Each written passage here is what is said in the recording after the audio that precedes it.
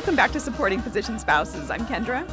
And I'm Katie. Can you believe it's already March? And in physician families, March always means one thing. It's match season.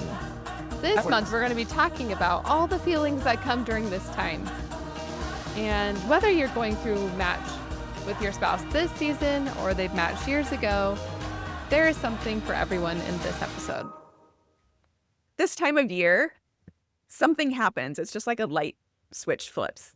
And suddenly we're hearing about thousands of you doing the same thing. You're researching neighborhoods at midnight. You're in 7 different Facebook groups about cities you may never actually live in, or maybe you will. And you've built spreadsheets, tracking and ranking and trying to figure out where you're going to be.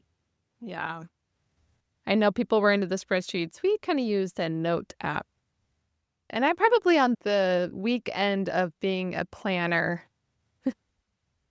So I don't know if this didn't really hit me as far as logistically planning before match, but I still had all the anxiety that comes with it. Yes. Well, some of us like to put our anxiety in spreadsheets.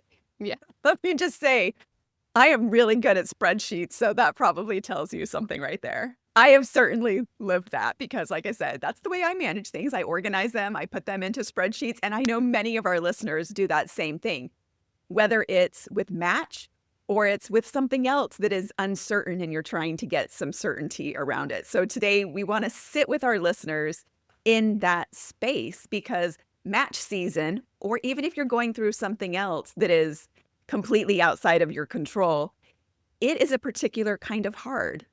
It's hard to not be in control when you so desperately want to know the outcome. Yes. And if you're in match season right now and you have 17 browser tabs open, this episode is for you. And if you're not in the match, if your version of this is maybe a job change, a health diagnosis, a relationship at a crossroads, stay with us. Because what we're really talking about is what uncertainty does to a nervous system that has already been operating in survival mode for years.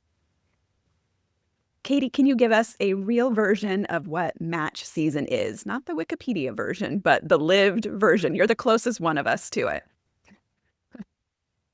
Kind of.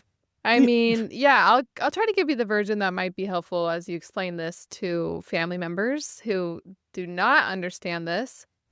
But the NRMP, the National Resident Matching Program, is essentially the algorithm that determines where your physician spouse will do their residency or fellowship.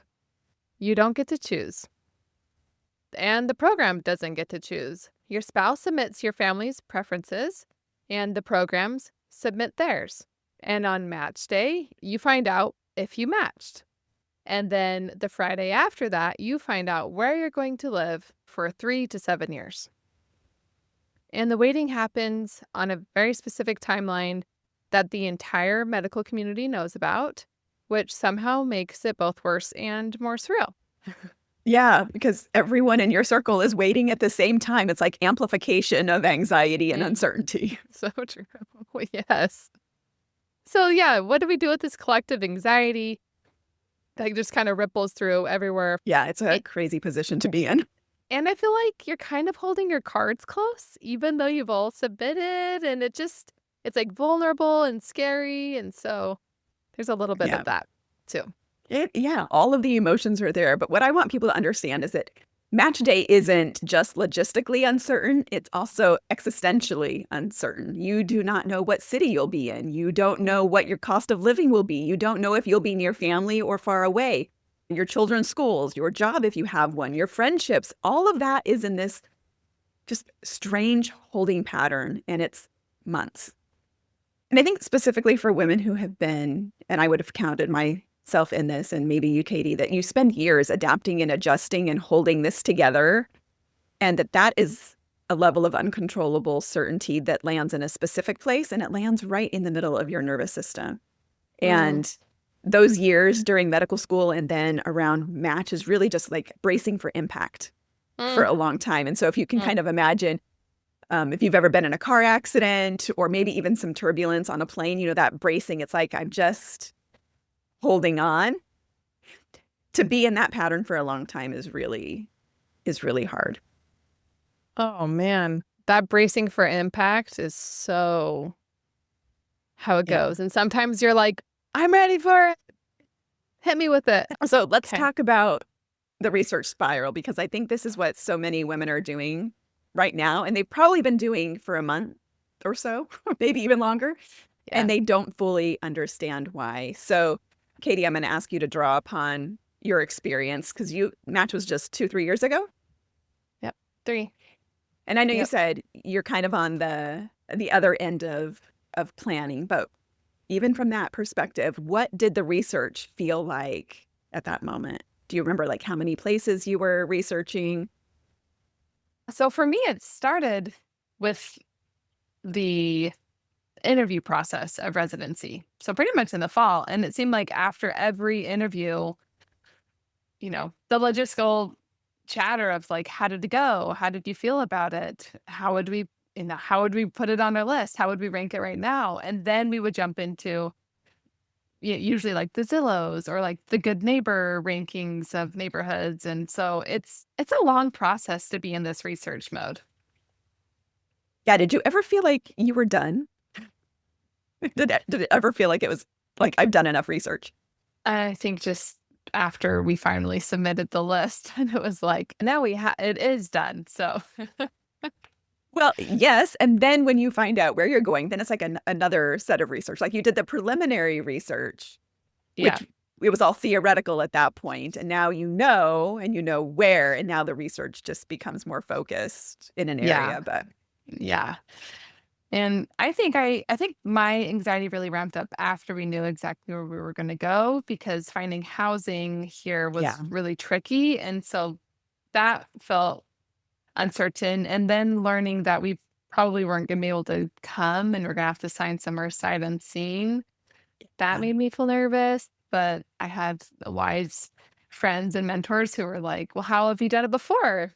I'm like, "Usually sight unseen." yeah, Having someone on the ground who was like, "No, I think that looks like a good spot." So, yeah. I think we often get into this loop. It's, we do the research, it gives us like a little hit of relief, and yeah. then a new anxiety comes up right behind it. Mhm. And so we research Yeah. again. And I want to Mhm. point out to anybody who's maybe in that right now that that is not a productivity problem. Like this is just your nervous system responding. And what's Mhm. happening is your brain is trying to create certainty in a situation that is structurally uncertain. It Yeah. just cannot do it, but it keeps trying. And so you're just in that loop of trying, but the system doesn't allow it. Mhm. And I think also to that point, I think my body gets stuck in anticipating that much stress Yeah. that I put myself in that loop by choice sometimes, like, I continue to even though I've made a decision, and then it's like, but I'm used to being in this decision choice, and it almost, like, feels like home base for my body, so I get there even though I don't need to, so sometimes we need to practice turning it off too. Yeah, what you've just described is that survival mode mentality, and what you said right there just nailed it. It's like because that is what felt familiar, Mhm. that is what's most easy to go back to. Like the harder thing to do would be to sit with the uncertainty and to allow it without feeling compelled to soothe it. And Mhm. so that what's happening underneath all of that is when we encounter that threat and uncertainty to a survival mode nervous system is a threat, our brain activates the same circuitry that it uses for danger. So it's scanning for information, it's trying to predict an outcome, it's looking for control, it's researching every possible scenario. That is your nervous system's version of checking the perimeter. It's trying to protect you. Yep, that sits like truth in my body. So the loop, the loop that you get into isn't about information. So that's an important distinction. This isn't actually about you trying to get information. It's about the illusion of having control. And so Mm. for women who've been operating in survival mode, who have learned that staying one step ahead or anticipating problems or over preparing is what keeps things stable, uncertainty doesn't just feel uncomfortable. It feels very dangerous. Mm. So true. It is so true. Many physician spouses aren't just anxious about logistics. They're also anxious about having to adapt again, about in medical school, losing whatever fragile sense of stability they built in that ecosystem about what it means for their own identity, for their work, for their community, their own sense of place in the world, Mhm. that like I'm going to have to adapt again is also another response. It's like, oh, I got to do it again. That takes a lot of energy. Yeah. I mean, we use the word medical journey because it truly is a journey. And so I found myself leaning into stories that revolved around families on a journey because there's something really special about honoring, you know, families on a journey has been happening since the beginning of mankind, Yes. you know, and leaning into that and at least gleaning how hard it is and stressful it is for a family, and then just putting a name to our experience. I was wondering if there were any particular stories about a family's journey that either comfort you or just kind of show you this is the model of all mankind. Well, I do love scripture. So there are quite a few stories in scripture, but like any type of pioneer heritage.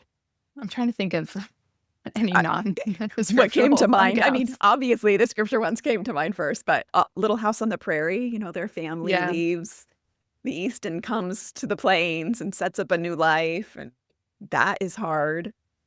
Yeah. Like my son's really into World War II history. And so learning Yeah. a little bit about those families on a journey to they were in survival mode, like Yeah.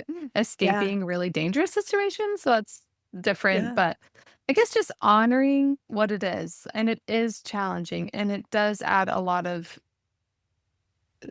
strain and transitional stress on every member Yeah. of the family. And so sometimes just sitting in that honor and like you say, rather than being busy in the logistics or the information because you're trying to make it better, gain that control, but just like letting it be what it is, that helped me.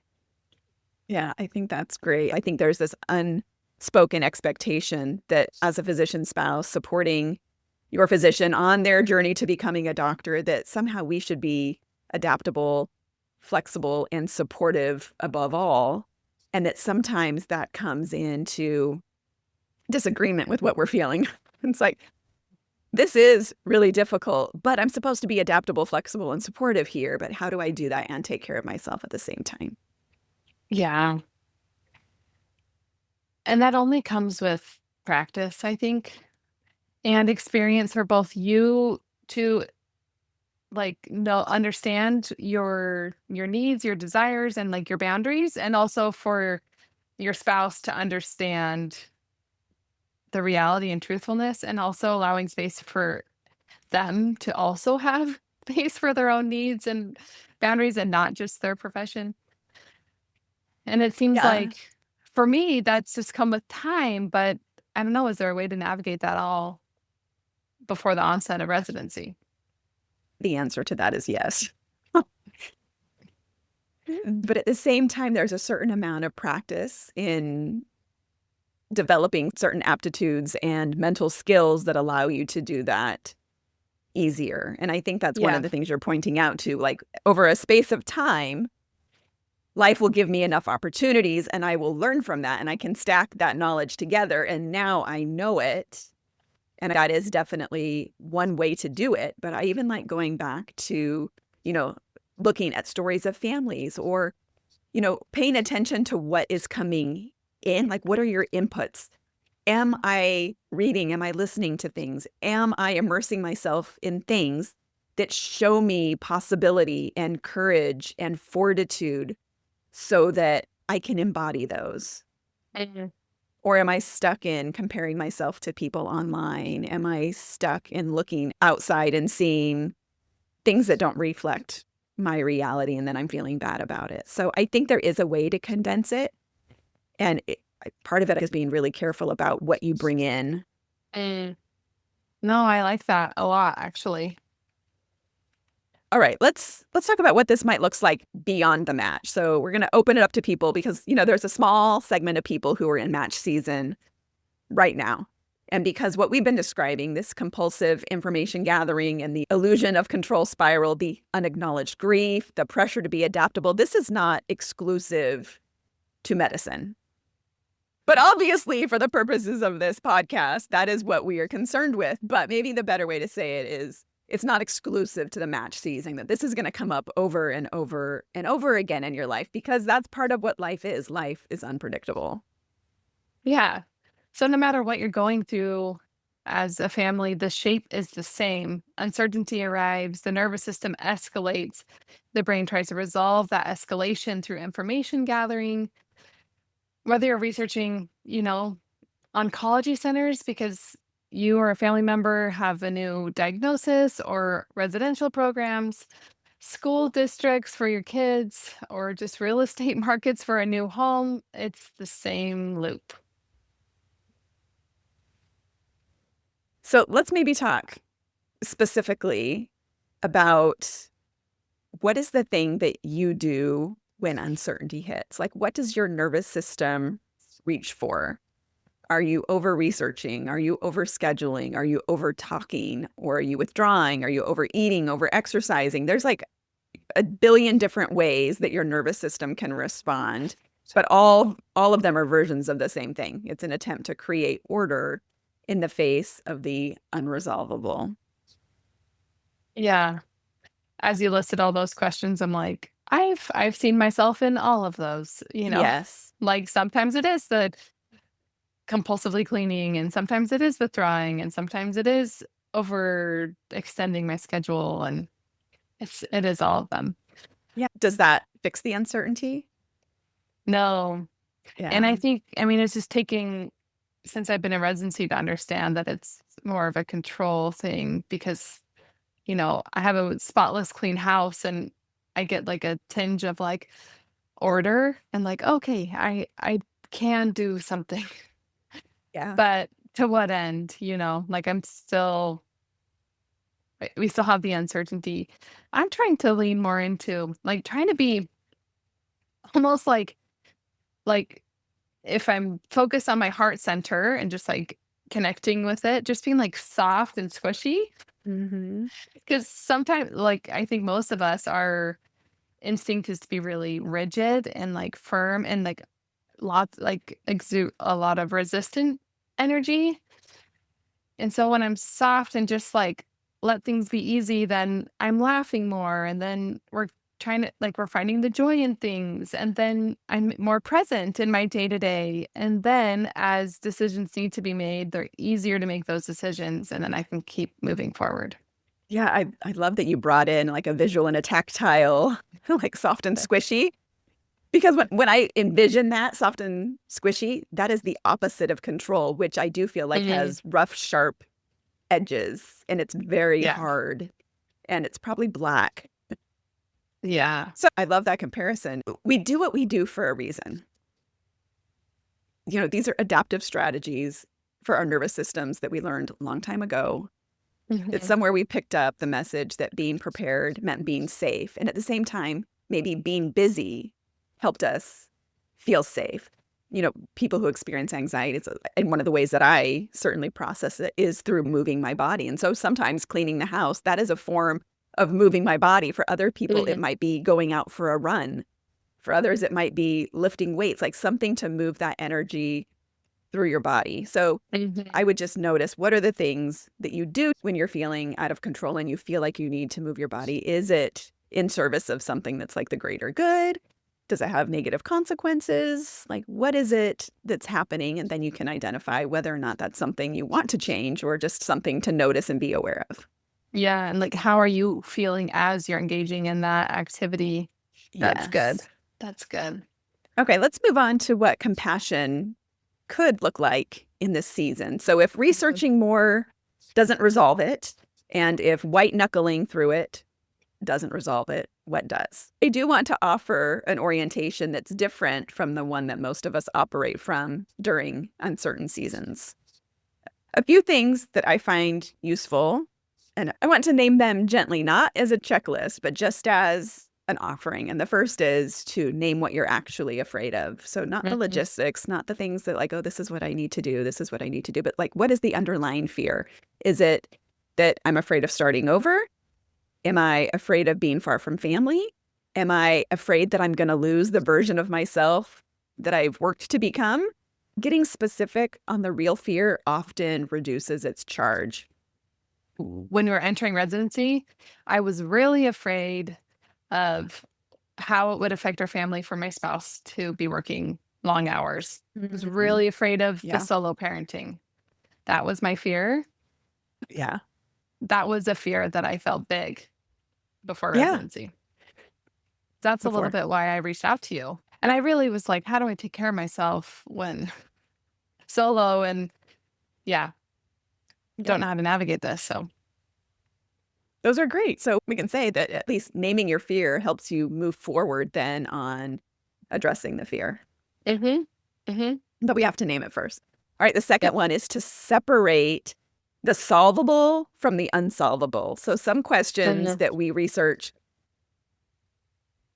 have answers that you could act on, and others are genuinely unanswerable until match day. And so you can practice noticing which is which. So the unsolvable ones, observe, acknowledge them. They don't need more research. When you can act on something is when research really helps. So you can kind of think back to all of the spreadsheets. You had a lot of unsolvable ones. And what most of us did is we tried to solve the unsolvable Yeah. instead of waiting and then solving what could be solved. So I think about, again, the number of hours that I spent doing that. I can have compassion with myself. It's like I Mm. recognize now what I was doing. But had I understood that there are solvable problems and unsolvable problems and focused on solvable problems and just acknowledged the unsolvable, I probably would have been a little more at peace going into that process. So in some Mhm. ways, all of the research can heighten that anxiety. And I will say, plug for coaching. I think one thing that is solvable is navigating your own narrative around the process. Yeah. I spent a lot of time in this is too hard. I can't do this. This is impossible. And that was really in solo parenting, my fear. So that was my narrative. And so the days became really long and really hard. And I did kind of feel Uh-huh. impossible because that was my narrative. But when I shifted to this is hard and I'm having a hard time, and what's one thing I can do to ease the situation, then it became not impossible. And so I would Yeah. say our mindset is solvable. And so that was my biggest hurdle to get through. Yeah, I'm glad that you mentioned that because I think a lot of times we create more problems from ourselves when we see solvable problems and name them as unsolvable. Yeah. And so sometimes we need somebody to help us see, oh, no, that is a solvable problem, but you're just looking at it as an unsolvable one. So maybe we should rephrase this second one as separate the truly solvable from the unsolvable and recognize that you might not know the difference between the two. Yeah. Yeah. All But right, we can let's grow do, into that. yes, absolutely.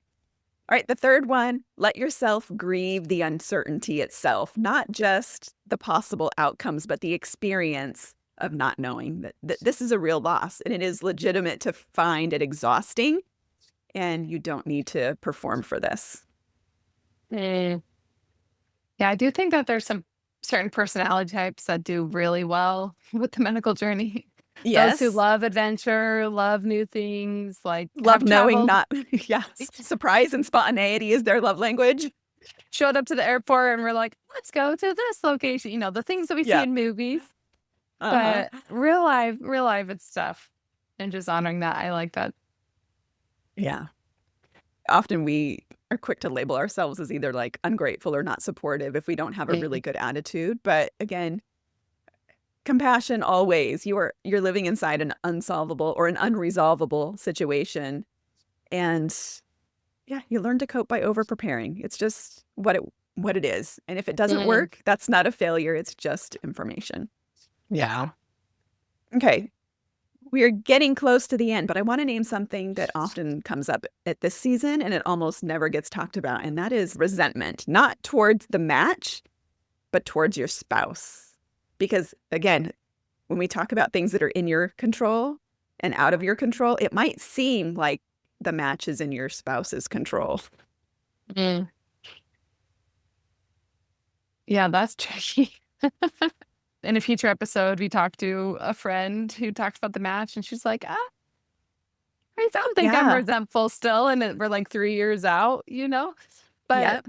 but you're right, like, that is placed solely on the system and not on the spouse, Yep. and sometimes it can feel like a little bit of a bouncy ball resentment, like, sometimes it's at you, sometimes it's just everywhere, like, "This is all hard," and Yep. I blame the whole system. It is, but I think that's part of, like, again, part of another survival mode coping strategy is to look for someone to blame. Yeah. And in this case, because, it's your spouse who went to med school, it's your spouse who took the board, it's your spouse who took steps, it's the spouse who put together the rank list, obviously with your input, but he went and did the interviewing, and it might be Yes. easy to be like, "You could have done better. Maybe if you studied hard, then we could live where we wanted to live, or we would have gotten the specialty Mhm. that you wanted." So there is some of that, and so we don't wanna just gloss over that, but to Yeah. say,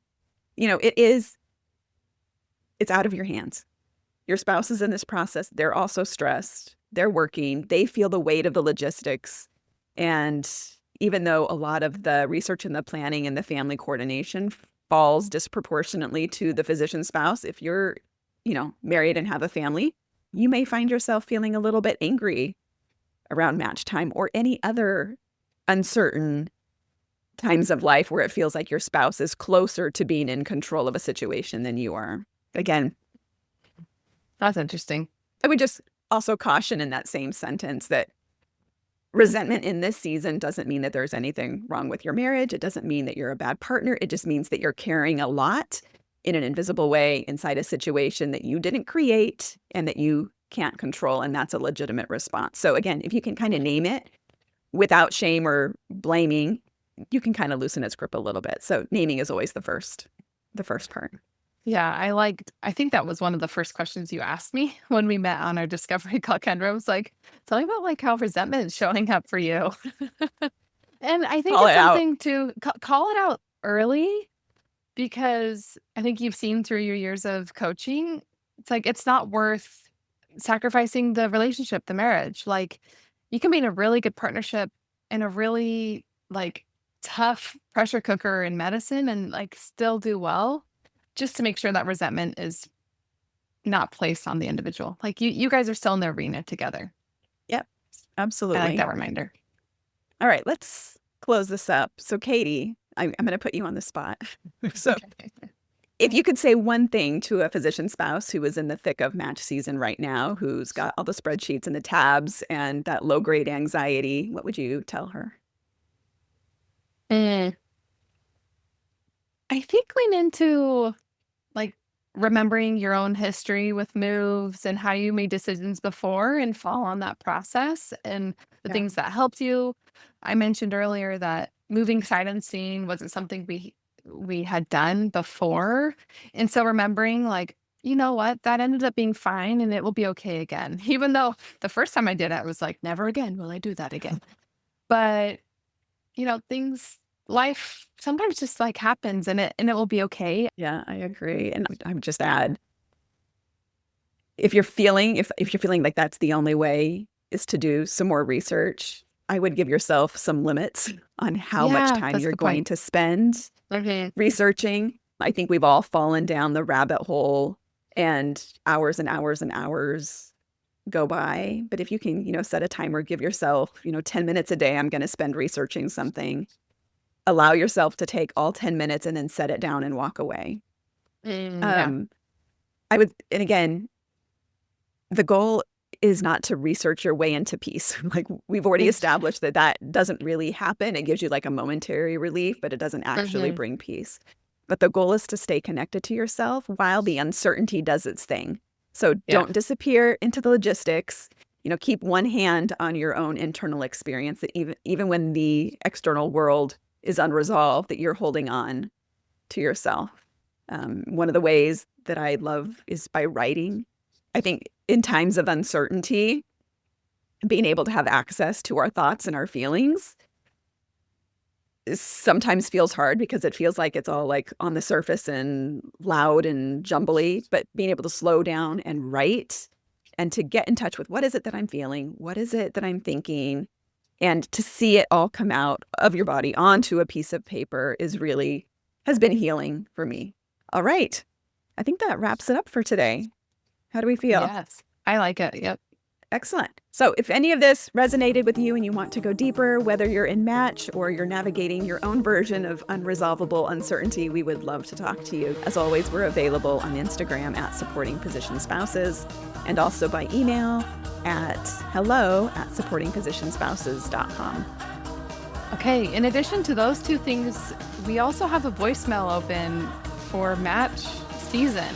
So if you want to leave us a message at 214-810-0468 with your name and any advice or even a question that you have about match, we will be sharing and answering those here on the podcast and on our social media. And if you want something tangible to take with you, we have our Match Survival Guide. It is a free download with a section specifically written for each of the 4 outcomes.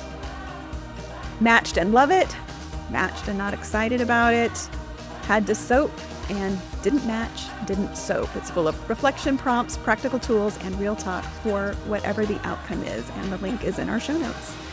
All right, thank you so much for being here. We'll see you next week.